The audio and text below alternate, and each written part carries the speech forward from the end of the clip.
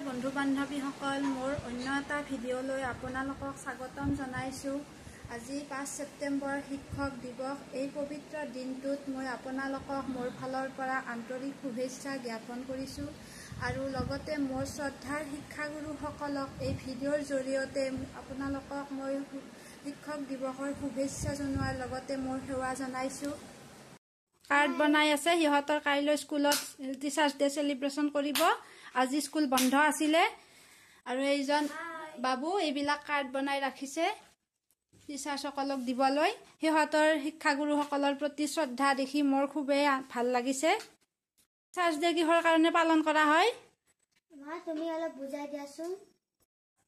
Doctor Sarvepalli ৰাধাকৃষ্ণদেৱৰ জন্মদিনটোতে আমি শিক্ষক দিৱস হিচাপে প্ৰতি বছৰে পালন কৰি আহিছোঁ।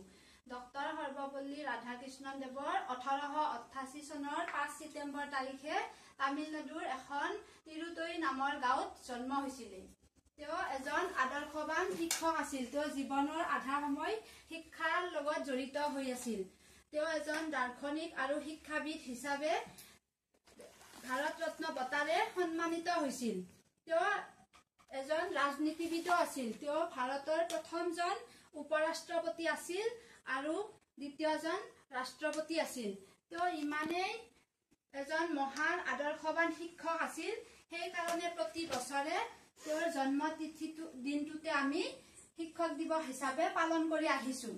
আমি শিক্ষাগুৰুসকলক সদায় শ্ৰদ্ধা কৰিব লাগে। শিক্ষাগুৰুসকলে আমাক যি উপদেশ দিয়ে সেইবোৰ মানি চলিব লাগে।